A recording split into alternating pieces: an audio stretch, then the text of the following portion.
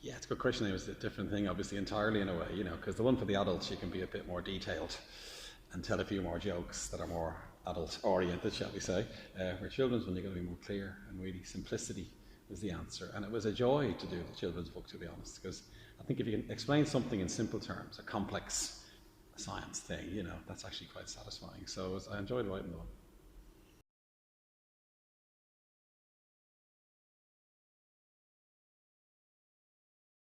The academic one is very technical because they're experts in the field, and the style of writing is very stilted, really. There's kind of formulaic ways of writing science in a technical way.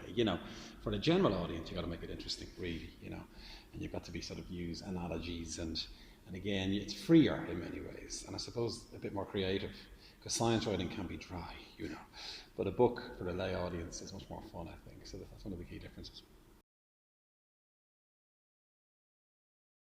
I did. Now, Linda's extremely important, Linda Fahrlin. She did a fantastic job. She should be sitting here with me really now, because that makes the book, of course, And I would write a section and she would provide illustrations. They were beautiful things.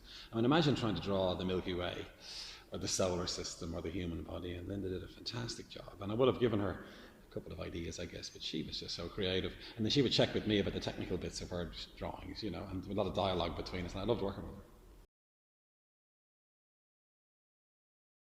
Yeah, I mean, what we decided in the end was to go from the very big to the very small. That was a good structure, really, we thought. And I was cribbing from something about 20 years ago called factors of 10, when you go 10 times bigger, bigger, bigger, and then smaller, smaller, smaller, And that was a good way to structure it. So we begin with the cosmos and the universe, and then we talk about Milky Way and galaxies, and then the solar system, the Earth, and then life on Earth, and then humans, the body, organs, cells, then down to molecules inside the cell, and then atoms, and then the laws of nature. So there was quite a good, hopefully, narrative structure to it. Was a way to lay it out. And of course, I mean, for this age group, I had to talk about poo, you see, and mucus and spit and all that kind of thing. We thought the gross part would be interesting to them.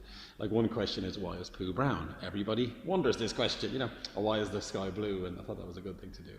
And then the other really good thing, I think, was which was Sheila Armstrong was a really important person. She was an editor in Gill, helped a huge amount. We did experiments at the end of each section. There's 4 or 5 experiments you can do in your kitchen. You can make a little volcano, for instance, or you can illustrate climate change, or extract your own DNA even, and that really helped the structure as well, I think. So all those elements we felt would appeal to this age group, we hope. Well, first and foremost, how fantastic science is, and the children know that already. I'm pushing an open door here. Any 10 to 12-year-old loves to hear about dinosaurs or stars and galaxies, so that's quite good. And I want to help them on that journey, I suppose. And secondly, inspire them. I'd love maybe in 20 years' time or 10 years' time, if someone's read that book and it got me into science. That'd be the biggest thrill, really, And then the other thing is, the last section is, what do you believe? Now, what I mean by that is, science has to be about the truth. And when you read a piece in the newspaper or online, it may not be true, Use your scientific know-how, but you show me evidence and then say, oh, this is correct. And I want really to instruct, I suppose, or teach people that this is so important, an important aspect of science.